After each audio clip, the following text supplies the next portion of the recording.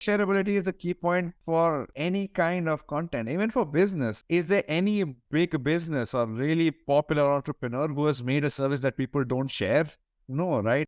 Welcome to the NeverEmployed Chat. My name is Sam, and I interview people who make a living beyond salary jobs, entrepreneurs, business owners, and investors, so that we can learn from their stories together. There are many great ways to make a living, and even more ways to wealth. At NeverEmployed, we encourage you to think of alternatives to employment jobs. What would you do if a salary job was simply no option? Do I remember correctly that you described yourself as a retired YouTuber? Yes. So I actually started YouTube like 7 years ago, and I was 15 at the time. So, I just didn't know what I was doing. I was just having fun and making videos that I enjoyed. And so I was in the gaming space. And let me give you a little bit of a background because most people don't believe when I tell them this, but I basically started off just with a phone, and it wasn't a good phone. Like it was a fake Motorola smartphone. It wasn't even a real one. And it had 8 GB of RAM. And so that's all I had. Like I didn't have a PS, I didn't have a laptop, a PC, anything of that sort. And so I just wanted to create content, and I enjoyed gaming a lot. And so it was really a struggle to record gaming videos because I only have a device. So if I do that, I don't have a face cam or I don't have anything like that. So I actually found some kind of an application that essentially did what Loom does now, which is have your face cam on the same screen, but on Android. And so I started recording videos just like that. And I think I reached like 1,000 or so subscribers just by doing that. And then, my parents didn't know at the time that I was doing YouTube. Like nobody around me knew. And then people started eventually discovering, like somebody in my building actually figured out. And so they told their mom, and their mom told my mom. And I was really embarrassed when that happened. And so that's when they discovered, and then they were like, okay, this is kind of cool, even though I found it really cringy when my parents watched my video on the TV, with me. But at least they sort of understood that I do have a little bit of a passion for this thing.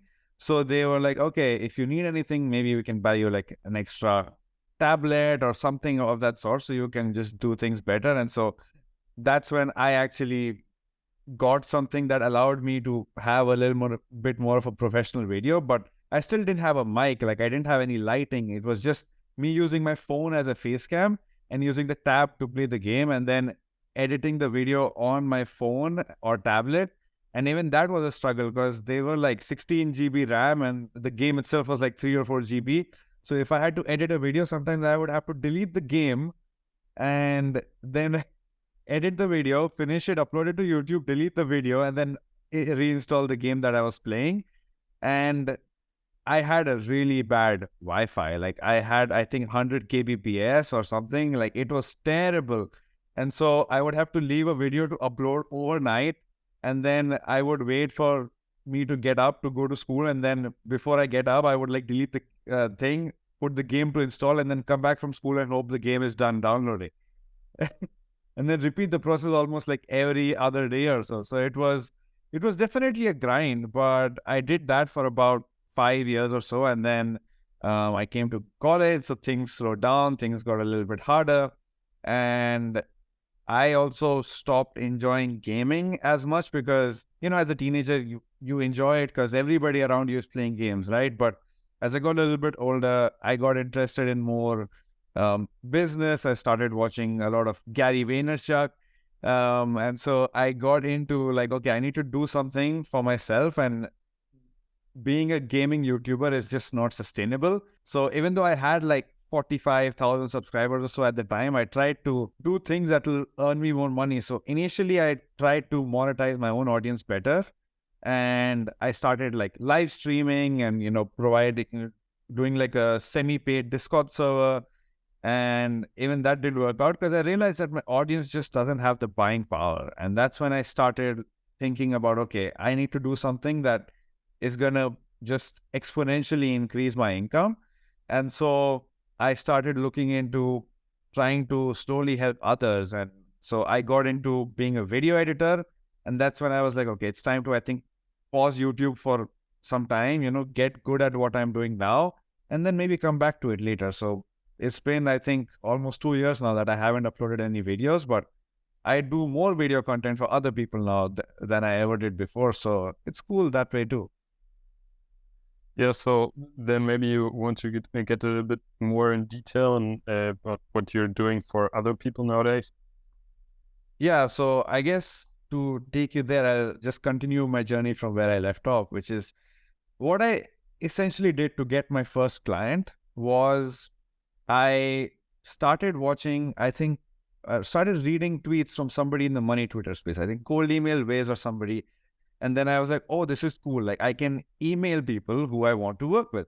And so I spent like 5 days crafting up a really long coded email, which is a terrible idea. I know that now, but it was like maybe 500 words or something. Like it was terribly wrong, terribly long. And I still emailed it to a bunch of people. I got no response. And then I was like, okay, I need to target this a little more. So what I did was I spent 14 days in a row. I remember this, like 12 to 13 hours a day, just going through big streamers or just people who are busy but live stream and then just don't upload very well to YouTube, because YouTube is a great platform for anybody who's live streaming or really doing any content online, as YouTube stays and it just grows in an evergreen manner. So I decided I'm going to hit up Twitch streamers, and I spent 14 days, 12 hours a day, going through, I think, about 5,000 Twitch streamers accounts. And then I found like a targeted list of like the top 100 that I want to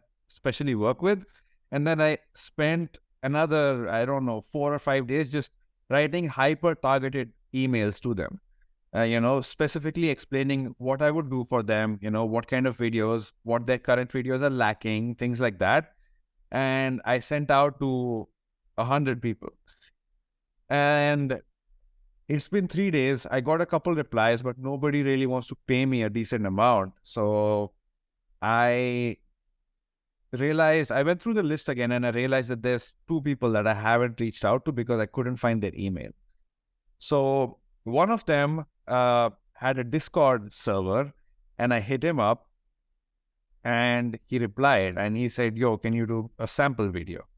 And so I edited a sample video. Took me about 2 days. I sent it back, and then he was like, tell me your PayPal. Let's start working tomorrow.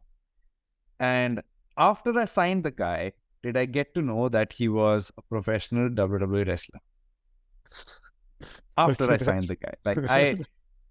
Because what had happened was, even though he's a professional wrestler, because wrestlers sort of have a contract with WWE where they can't use their ring name in any other form to monetize themselves. So he had to have a completely different name when he was streaming. And so I didn't realize that this person is this big wrestler. So that was crazy. Like I told some of my friends, and they're like, damn, I watch his matches every weekend. And I'm like, wow, that's insane. So that was actually my first ever client. And sort of when I started working with him, I realized how easy it was to work with him. And that was because he was already busy with something else, and he still had a passion for the content that he was creating, but he just didn't have the time to even look into the content that's being put out. He just wants somebody to just deal with the whole thing for him. And so that's when I realized that maybe it's a cool idea to help busy people grow on YouTube, right? And that's when I started, I'm still working with this guy, by the way. It's been like 2 years, and he's amazing. And he's the person who pays me the least now, just because I started working with him early. But I told him not to change the pay because I want to remember, where I came from. And so after I figured out that it's a cool idea to just help busy people, that's what I've been doing now. And so I eventually got into the business and entrepreneurial space because that's something that I also started enjoying learning about. And, once I got into money Twitter, my views on money, on business changed so much that I realized that these are the only people I want to work with now, because I want to learn from them and I want to be like them, right? And so what I do now is I help busy entrepreneurs grow their personal brand on YouTube. So that was a very long answer, but I think it's but Interesting a great story. one. Yeah, definitely an interesting story, a very unique story also. I mean, there are not so many people who come from being successful YouTubers themselves and then basically producing for other people. And I find it super interesting to see such a story basically, because you took so much time to develop all these skills, connected to that passion, and now you're able to help other people that way. Yeah, and that's something that I am very glad that I did early on, because when I was, you know, in the process of quitting or just starting to get tired of making the videos I was making because I was bored of the niche, I felt like, damn, I wasted my time. Like, I didn't learn anything of value. And, what I know is everybody else knows these things. Like, I used to think that everybody knows that, when you start a video, you need to start it a certain way and you need to like have text and you need to optimize the first 10, 15 seconds. And I just thought that everybody knew these things or things about design, like thumbnails or writing titles. And I just didn't think that anything I had been doing was of value. But when I started talking to people who had never started or who were just starting out, I realized how much I had learned unintentionally because I was so obsessed with getting good at YouTube. And so I think that was a cool thing. And then when I got into the marketing space, I also realized how related those two are. Like, creating content is so similar to business, and the monetization aspects of YouTube are the same as monetizing in real life, like affiliate marketing and, selling something to your customers or to your followers. It's just all of these things, and learning design is just such an essential skill that I can really implement anywhere, whether it's, designing my own website or whether it's, doing anything else, really, like creating a banner for a course, right? All of these things still require the knowledge that I have. And that was something very interesting that I wish I had known earlier, and maybe I would have just even spent more time cultivating those skills when I was just learning about YouTube. Because I know that if I had just learned more about branding or about positioning or about, in general, copywriting, I would have done much better as a YouTuber.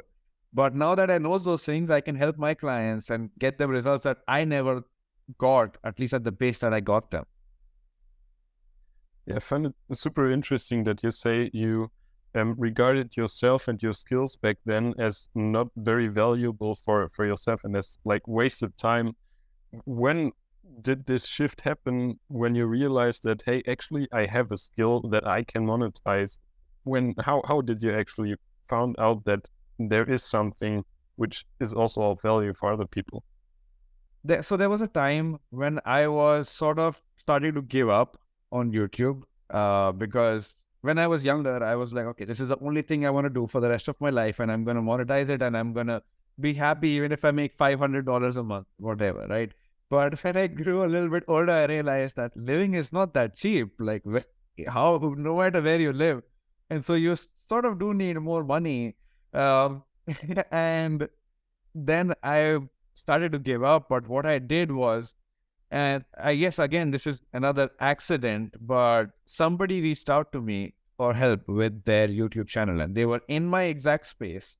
And so, I was just giving advice, and I wasn't like, I know for a fact this is going to work, but they implemented it and it worked. And there was a huge transformation in my mind, because when I look back at their channel, I was like, of course, the video before this was not going to work. But the person making that content didn't realize it. And so that's when I discovered that, maybe what I know is not just common everyday advice or things that everybody just sort of knows. And so I started looking for ways to just help other people. And then I helped a few other YouTubers in my space. And then it was in my head like 100%. There's like 4 or 5 people that I've helped and they've improved or they've learned something that they didn't know before. So I clearly know something that other people don't. And maybe it was just because I was obsessed, or maybe I had more experience. I didn't know that at the time which of the two it was, but I decided that I should just try and go for it and see if the market wants my value or my skills, then clearly I know something. So that's when I started reaching out to people, and it seemed to work very well. You described how you get your first customer, but I mean, getting one customer is one thing, but staying in the game long term is another thing, right? So how did it went on afterwards? How did you get more clients? In the beginning, I was just working as a freelancer, right? I mean, I was doing everything by myself while managing college. So it was fine, but I realized that this isn't scalable, even though at the time I didn't even know the word scale or scalable. Like, I didn't think of it in the context of how business owners think about. But I realized that I sort of do need help if I want to do more or make more money. And so I started getting help from somebody else who was a very close friend of mine.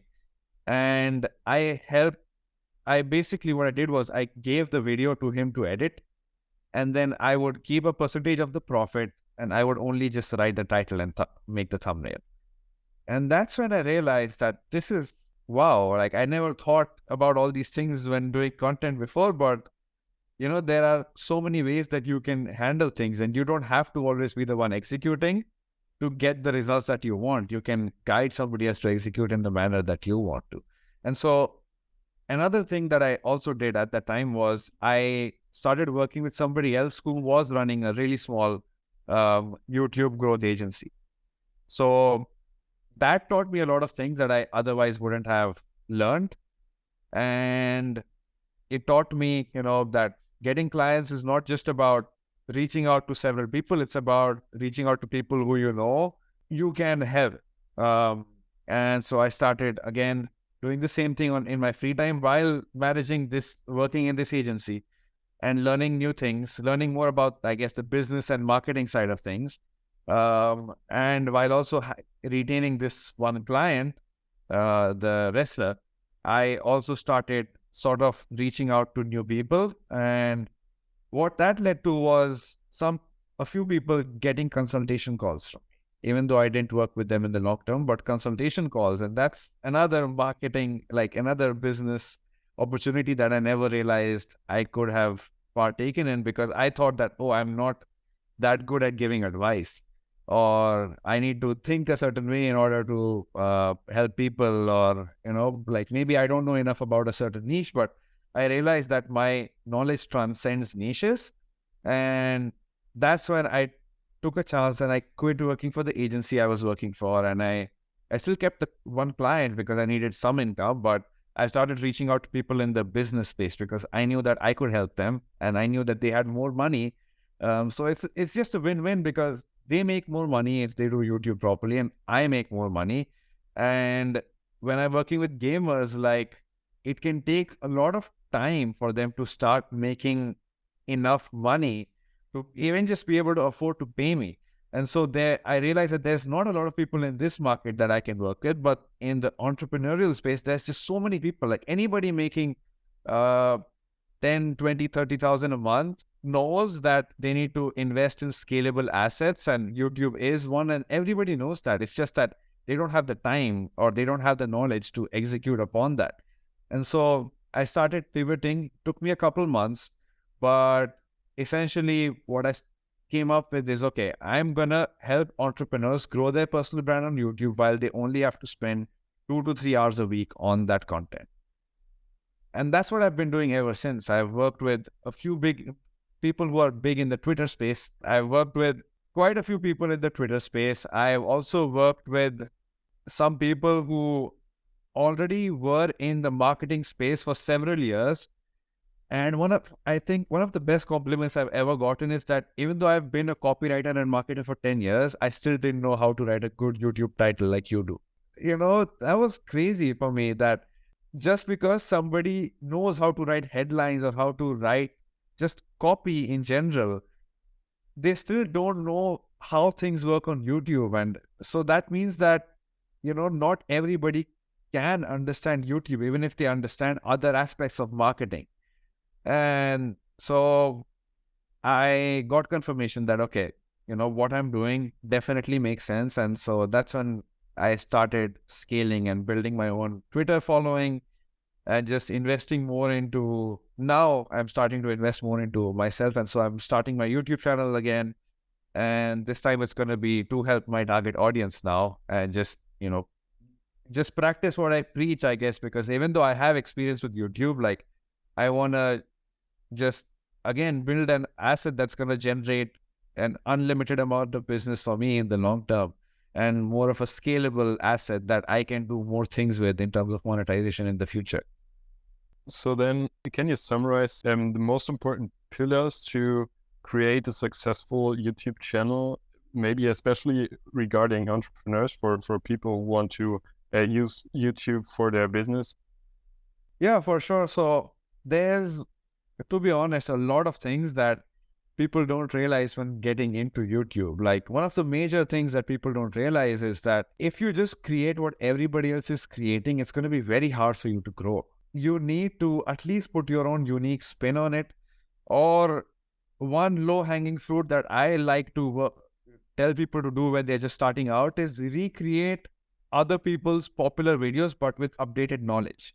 So let's say if somebody made, the best email marketing tips in 2019 kind of video, and if they haven't redone it or nobody else has redone it, you could do the same thing, but update it for 2023.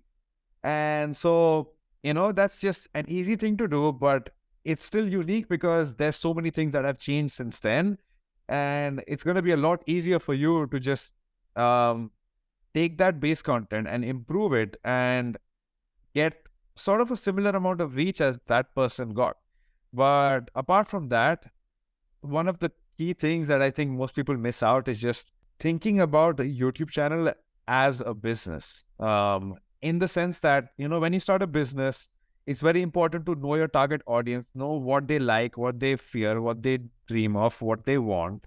And also just in general, understand, what are the things that they are missing out on that you can provide them.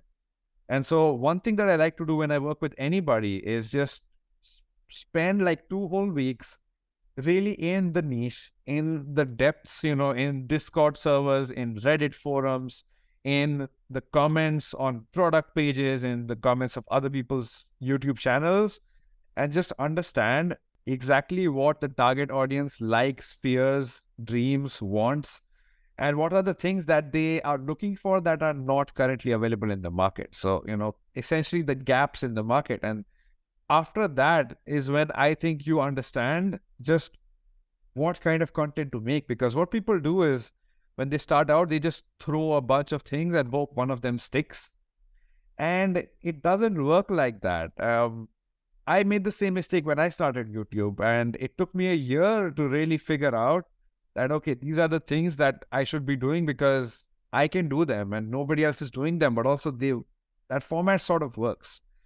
And so if you can just think about those things and spend 14 days on them, you might just save 14 months of your life wasted on figuring out why your videos are not getting views and why, one video worked, but none of the others are working. So that's, I think, the most important thing before thinking about what camera to buy, before thinking about, whether the lighting is good or whether you look good on camera, whether you have the best mic. Like I started with a phone. The audio was from the phone. Like my camera and my mic were all the phone. I was editing on that same exact phone. And so really, I know for a fact that if I edited a video now on my phone, I can still do a better job than somebody who has the best editing software. And even if you give them a month to learn the software, I can probably do better on a phone, just because it's not really the tools that you use, it's about knowing how to use them. And so just stop thinking about what camera, what lighting, what software you're going to edit on. I would rather film a video from my phone with no editing, no thumbnail, just a basic title, and know that the topic itself is so good that it's going to get 100,000 views, than spend 100 hours editing a video that might just not get any views. So really thinking about knowing what your target audience wants and just giving it to them in a unique way, and your videos are just going to get views, even if it's going to take a couple of months for the channel to grow, as long as you target their pain points and just help them figure out what they need to do to go from where they are to where they want to be, or just provide them content to improve their daily life, or just learn one little thing that they can implement and that they'll remember you for. That's really all it takes for your videos to be so good that people are going to share them and they're going to blow up. Good point. Do you think that the shareability is the key point of creating good videos on YouTube? I think shareability is the key point for any kind of content, even for business. Is there any big business or really popular entrepreneur who has made a service that people don't share? No, right? It's the things that people share the most are what get the most popular, because those are the ones that require the least amount of budget from your side. You don't have to spend any money. Word of mouth does everything for you. And so if you can just create a business or create any content that is so good that people are gonna, when sitting at a dinner table, share with their family or their siblings or their parents or their friends, that's just all you need to know for a fact that this is something that's gonna work. Yeah, for sure. This again reminds me of Gary Vee, who said something like, there's basically no other marketing channel than word of mouth, actually. Like whatever we do on social media is all word of mouth, actually. In the end, it's all word of mouth. That's very true, yeah. Do you have any new projects coming up in the coming month or years? Yeah, so for myself, what I'm focusing on this year is build my own YouTube channel, and also on the side start some more what in the space we call faceless or automated YouTube channels, which essentially means that I employ other people. And this is I already have a team, so it's easier for me to do. And I've just got one of my friends to start doing the voiceovers because he just has a great voice. And so what I'm doing now is just focusing on building my own assets. So one YouTube channel of my own, and also focus more on my own content, on making an Instagram account, doing more LinkedIn, more Twitter, things like that, just building my own personal brand more. And also at the same time, building my own YouTube channels that will essentially in the long term allow me to have enough sustainable income where if I want to, I can stop the agency and just scale my own channels, or just only do consultations, or only do, in the future, masterminds and things like that. So that's really what I want to do in the next 5 years. But for this year, the plan is to just build my own assets, so my income scales. Yeah, cool. Then is there anything you need for that, or any challenges where people may eventually help you? Oh yeah, for sure. And I think it's just, when you're in spaces like these, there's always challenges that come up. I mean, you never know, right?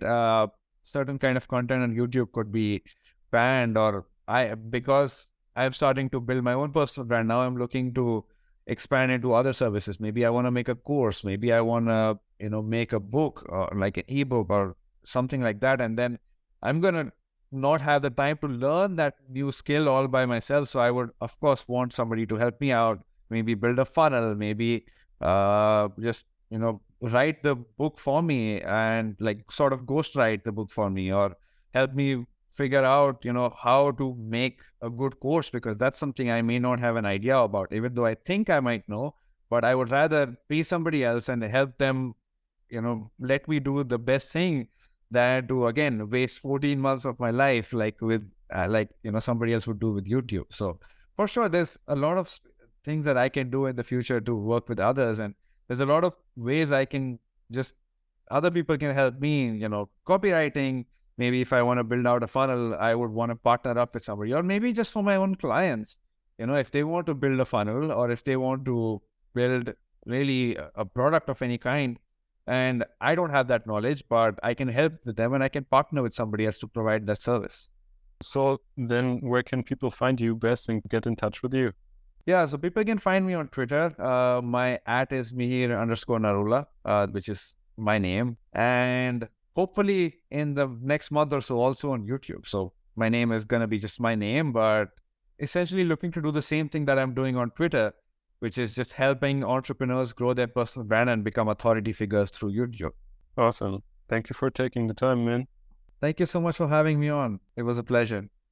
Thank you for taking part in this NeverEmployed Chat. Subscribe to my YouTube channel for more interviews with business owners and investors, or simply listen to the audio version in your favorite podcast directory. Make sure to follow me on all your preferred social media platforms, so that you never miss life-changing business tips. You find me on every platform with the account name samhartmann.com. Start a business, become successful, and tell me about it. See you next time.